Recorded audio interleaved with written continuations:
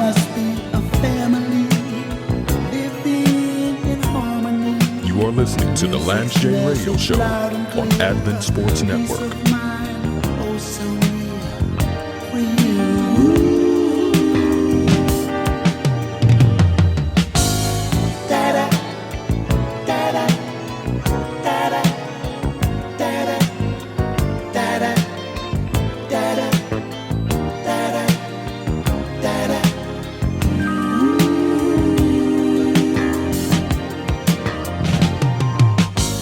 Today's guest is actually, he doesn't know this, but he's actually the person that when I heard his soothing baritone vocals on WOCG, which is the Oakwood University station at the time, now it's WJOU, I believe.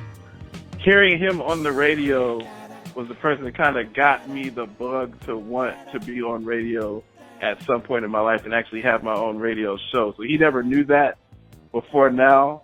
Our next guest is my godbrother, a very close member of my family. I consider him and his brothers and his sister to basically be my blood. My family claims them. They claim me. Our next guest is the pastor of the Mount Sinai Seventh-day Adventist Church in Trenton, New Jersey. Our next guest is a graduate of both Pine Forest Academy and Oakwood University, a man of God, a scholar, and a gentleman. I would like to introduce Pastor Alfred Johnson to my listeners and the Lance J Radio Show. Great to have you on the show, Al. Thank you for being a part of the ticket and being on the board of directors and giving me all the feedback, encouragement that you've been giving me over these last 7 months since I've been doing this podcast. Well, James, thank you very much. First things first, it's great to be on the Lance J Radio Show. Like I told you before, I can check this off the bucket list.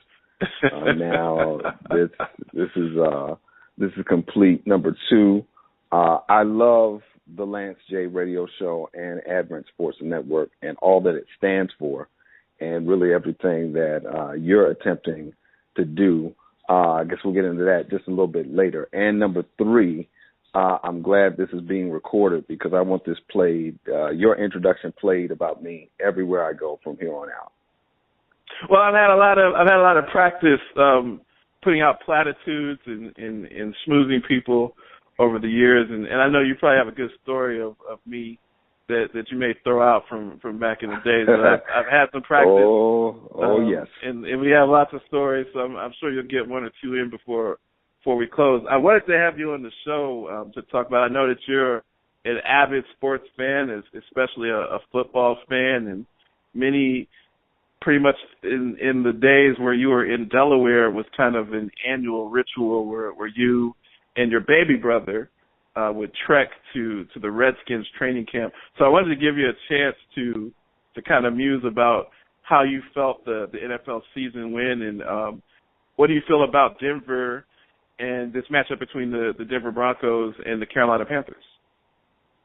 I got to say this about this NFL season. Coming after all of the publicity, and I want to be very careful how I say this because I don't want to be misunderstood, but all of the intense scrutiny on Ray Rice with his situation the previous NFL season. We saw what happened with Tom Brady and his situation this season. This NFL season was one, again, these things really tend to go by rather quickly. But this NFL season, I think, is going to go down as an uneventful season, except when it comes to these playoffs. Now, I believe this is just me speaking, and I'm only speaking for myself and by myself, but if any other team had gone 15-1, and especially being undefeated very late in the season, as the Carolina Panthers were, there would have been so much hoopla, so much intrigue. And what I saw this is just, again, my perspective, James, that especially as Carolina, and I'm just going to focus on them, and I'll maybe get to few other points this season, especially as Carolina started showing their winning ways later and later in the season. It's not could they, but how could they do this? Why were they doing this? You know, the whole phenomenon around ESPN would have a caption doing. Called "Chasing Perfection," like it would have been a part of the sports they're leading every day. Right, and you're absolutely right, James. Because I mean, why were they chasing perfection? No, they were perfect. They were absolutely. I mean, they were actually perfect, and there was. Again, they weren't chasing it. I mean, that loss to the Falcons, I mean, it's still a little mysterious to me, but hey, it happens. And I feel like even coming into the playoffs, they were still underestimated. So that's a very good breakdown, Pastor Johnson. For those tuning in, you're listening to the Land SDA Radio Show. I'm talking to Pastor Al Johnson of the Mount Sinai SDA Church in Trenton, New Jersey, which is actually my old stomping grounds as well. My family did an 18-month stint in the 609, and I had a chance to be a part of that school, and they had a school, and my father was the pastor of that church. You touched on something very interesting.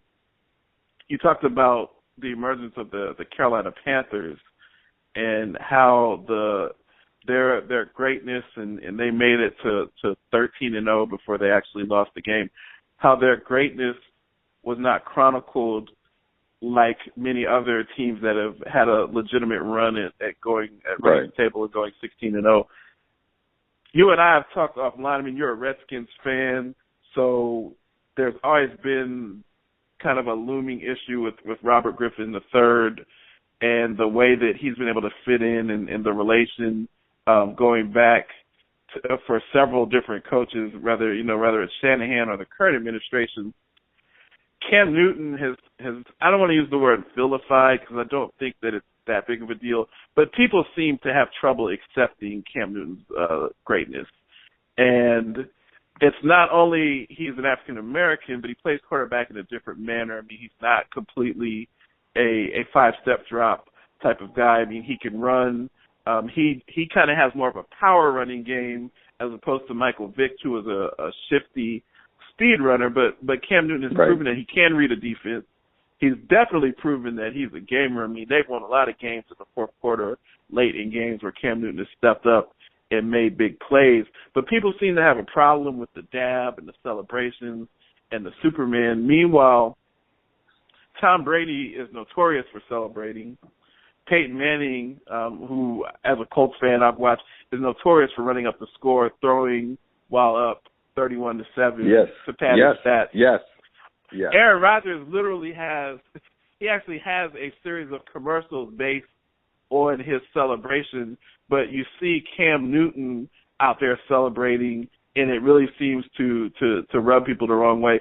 What is your take as an African-American male, someone who remembers, some of my younger listeners don't really remember the days of the Randall Cunningham and the Doug Williams, when it was openly questioned on air if African Americans had the intellectual capacity or leadership skills to play the quarterback position. What do you think as far as watching Cam emerge into the best player in the NFL and how this Super Bowl, if he's able to defeat the old guard, so to say, in Peyton Manning and thrust himself to the zenith of the NFL, how do you think that fares in middle America and for young African-American males who would otherwise be playing tight end or wide receiver, but now can look and say, hey, when I grow up, I want to be the starting quarterback of my local favorite team?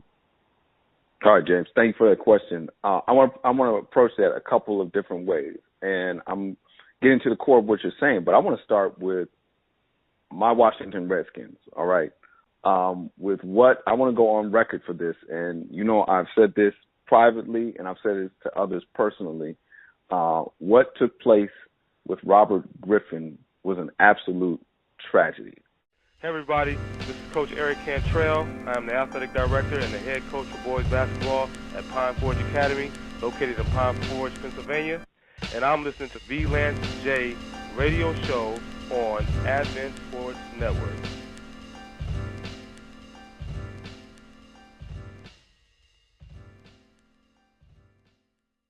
I mean, he's a one-dimensional fighter. He's a stand-up fighter. That's it, bottom line. I mean, he doesn't have anything else. You know, I'm more well-rounded. I have power. I can put people to sleep on their feet. I can take you down and beat a hole in your face, and I can submit you. What else can he do? And Connor, what would your response to that be? He will do absolutely none of those things. Not one little bit of a thing. You are listening to the Lance J Radio Show on Advent Sports Network. They devalued him, and to the point where even when they tried to trade him, nobody would even trade for him based on what they did for him. Unfortunately, and I've got to admit this and just be honest about this, this is the third time that I've gone through this with a black quarterback with the Washington Redskins. I go all the way back to Doug Williams and beyond. First of all, again, Doug Williams came in. Joe Gibbs was about to trade him, and all of a sudden had called him in the office. Now, Joe Gibbs has said this publicly. Was just didn't brought him in, about to trade him, and then said, "Hey Douglas," that's what he called him. I got a hunch you may help us this season, and then called off the trade at the last minute. He ends up going on to win the MVP. He's competing back and forth between Jay Schrader all season long.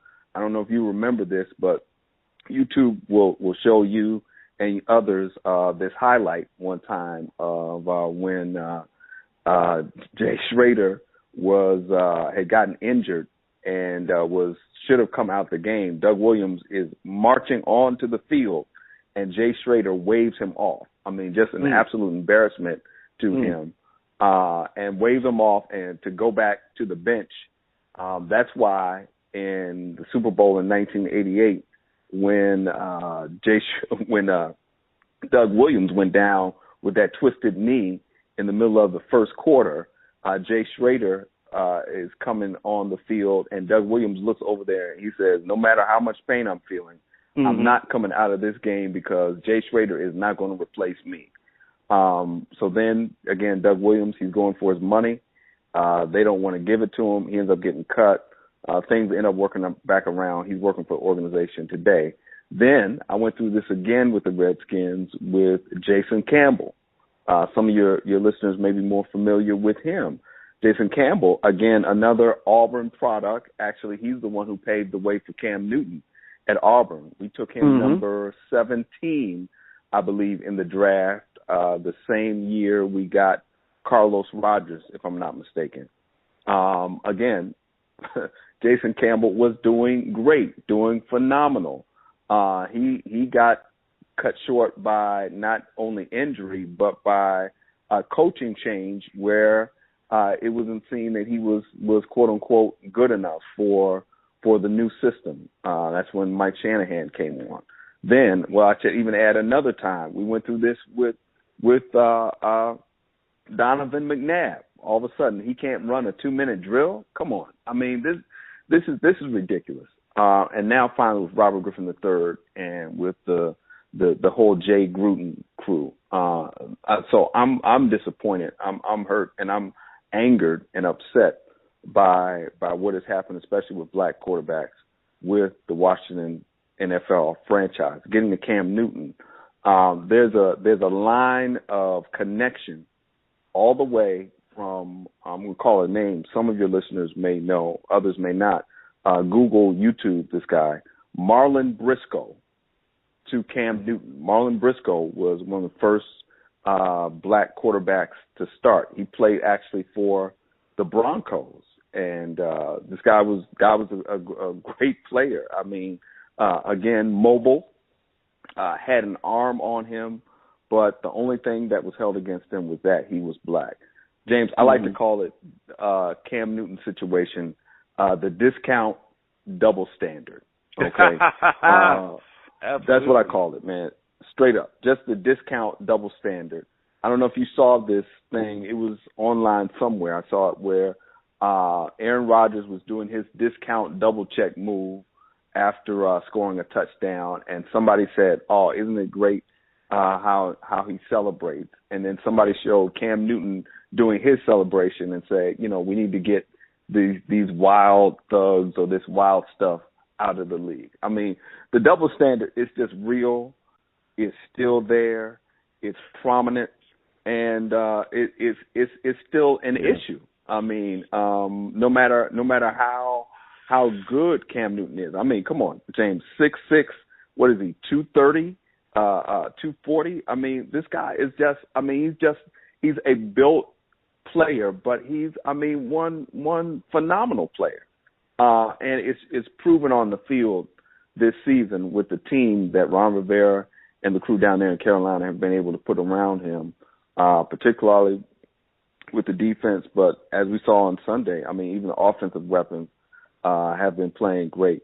So the line from Marlon Briscoe to Cam Newton is great and varied. It stops along the way. Again, I'm glad you mentioned Randall Cunningham, one of my wife's absolute favorite players in all the league. He was really something. Remember, James, and your audience, and those of us who love and follow football, remember, they came one kick away from going to the Super Bowl. Yeah. Come on, James. The kicker has not missed all season long, and he misses that one. And that was a record-setting and a trend-setting team, and that team, James, really reminds me of this Carolina Panthers team. There's so many similarities, especially defensively and offensively, of those two teams, which shows that, especially for the black quarterback, guys like Randall Cunningham, those who really paved the way, it's a thin line, and many times it's not dependent on you. It's dependent on your other teammates as well. But thank goodness Cam Newton has had the supporting cast around him that has enabled not only him but the team to succeed to where they are and headed to Santa Clara on February the 7th. Now remember, Riley, you're not the only one out there. Winning is about teamwork. I remember my senior year at Princeton. We beat Chris Webber and Michigan with teamwork. They still show the highlights of that game sometimes. Wait, you don't mean the giddy up, ride 'em cowboy dunk. Yeah. That was me. Ugh, that's the worst thing ever. Point is, we won. That's what you call winning? Man, I hate to see what you call losing. Hey, I took a charge for the team. We won! No, but it ain't look like you won. You are listening to the Lance J Radio Show on Advent Sports Network. In 49 BC, Julius Caesar led an army over the Rubicon River from Gaul into northern Italy. By doing so, he crossed the point of no return and declaration of war against the Roman Empire. Centuries later, you are listening to Jeremy Winston reach his point of no return only on Advent Sports, The Rubicon. This broadcast is copyrighted by Advent Sports Network for the private use of our audience. Any other use of this broadcast or of any pictures, descriptions, or accounts of without the express written consent of the CEO or Executive Vice President of Advent Sports Network is strictly prohibited. I am very serious. Thou shalt not steal. Back on the Lance Day Radio Show, I'm talking with Pastor Al Johnson of the Mount Sinai SDA Church in Trenton, New Jersey. We've been kind of discussing several things, discussing one of the major things that he's broken down and really provided a timeline of the evolution of the African-American quarterback. Some of the names that are even actually over my head. Feel free to rewind this and go to YouTube and look up for those that are listening. We're kind of talking about Super Bowl 50 or Super Bowl L, depending if you use the Roman numeral or not, breaking down the matchup between the Carolina Panthers and the Denver Broncos. I personally, as a Peyton Manning fan, as a Colts fan, I wanted to see Peyton get another ring, but some of the points that you've made, the hatred and double standard that Cam Newton has faced, really, I have shifted, and I'm hoping that the Panthers win the game 51-3, and I hope that Cam Newton does the cabbage patch at the 50-yard line after receiving the Lombardi Trophy, just so people that can hate on him and call him a thug and a gangster, even though he comes from a great home. He comes from, and just like Robert Griffin comes from. Let me say this. Home, yeah. James, let me say this real quick. I'm not to disturb you, but just to interject this. Who is Roger Goodell, who would he fear or dread giving the trophy more to?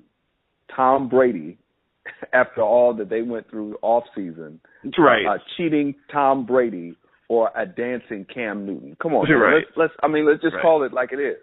I mean, who is he afraid of giving the trophy more to? And I mean, it's just something to think of. Yeah, definitely. Bottom line, just hardcore, very, very straightforward facts from Pastor Johnson. Kind of the one last question before we wrap up. Anytime I have a minister on the show, I always want to ask them what they're doing. I mean, what we're doing at Advent Sports Network, and for those that don't know, Pastor Johnson is a member of my board of directors, and we've just kind of finished the paperwork status to be a 501c3 charity.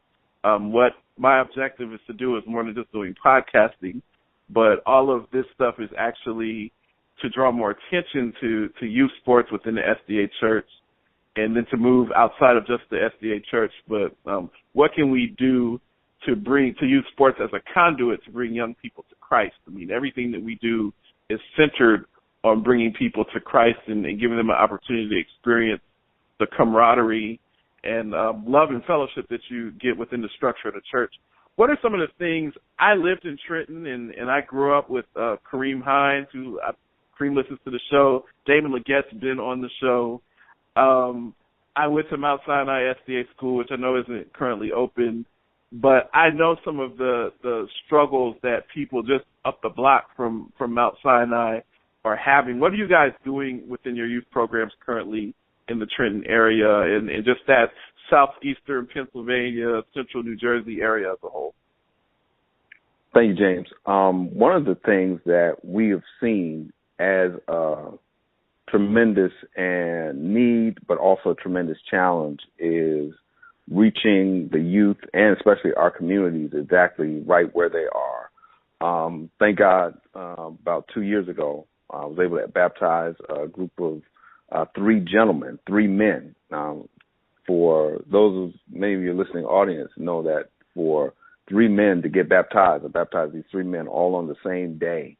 Yeah. That's something big and something major. And as I was doing Bible studies with them, we studied, of course, about the doctrines of the church, but also about life in Christ and what that means. And after we continued to study, and as a matter of fact, I still keep a date with them where we meet for prayer and study and fellowship on the phone once a week. We've been doing that for almost 2.5, 3 years now. One of the things I said to them, I said, okay, you guys are becoming a part of the church. Now it's time for ministry. It's time to think about ministry. Mm-hmm. So we began to pray. And one of the ministries that came as a result of this group was a ministry that reaches into the community, where on Sabbath mornings and sometimes throughout the week, they go out to the neighborhood basketball courts and other places where people are. And in the wintertime, they would pass out hot chocolate, things like that, hot drinks, and sometimes give away some other things. And in the summer, passing out Gatorade and water.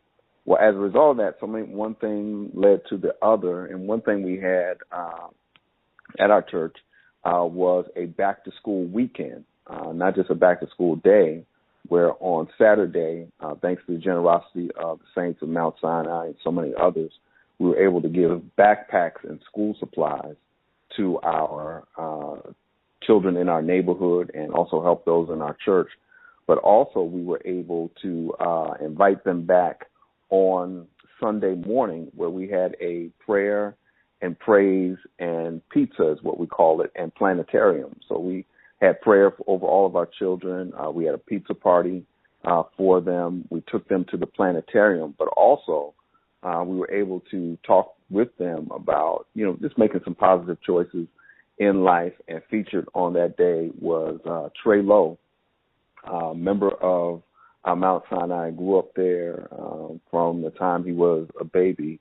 Trey Lowe is now playing for the Temple Owls in Philadelphia. Okay. And we had Trey come and talk with the kids about making good choices. So that's one of the ways we were able to engage the youth of our community. As always, we do a great job and a phenomenal job. Our team does with Vacation Bible School, with engaging the young people there.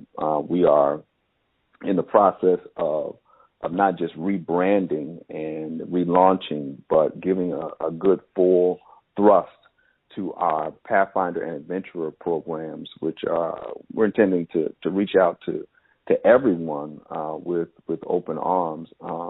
One of the things, that is with a lot of churches is not just being in the community, but being a part of the community.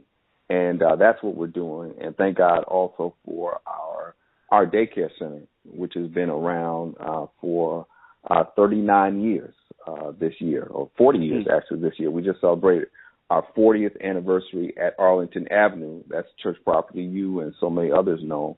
But last year we celebrated our 65th anniversary as being an organized church. And again, it's just an honor for me to stand in the stead of not only your father, but also your great-grandfather, who was one of the first pastors of the church there, Elder Robert Bradford. So we're doing our best to do the best we can with what we have. Well, that's awesome, and just the concept. I see what you and Dr. Myron Edmonds, who's kind of a regular on Advent Sports Network. I see you guys doing the Code Red and giving back to Oakwood University and mentoring. We were just there last weekend, as a matter of fact. Yeah, I see that. It's funny as we kind of draw to a close. We don't have enough time for some stories. I assume that you're going to be back on my show at some point, and we'll have to make fun of each other for 20 minutes. But it's been a very empowering experience to grow up with you gentlemen and be at Camp Pitch with you guys up in Allegheny East Conference is very, very little children. And to see you grow up and to see Myron grow up and your brother Julian grow up and to become preachers and really be spreading the word out into the communities and working with young people and giving back, it's an awesome testimony. And it just really shows how the Lord sows those seeds early in life and gives you an opportunity to be exposed to things, and he's able to see into the future and see what you'll be doing and that you're planted at your current church and giving back and being a leader and a pillar of the community. So it's definitely been an awesome journey, and it's been a pleasure to have you on the show. I wish I had a few more minutes to ask you some more questions, but we'll definitely have to get you back on the show.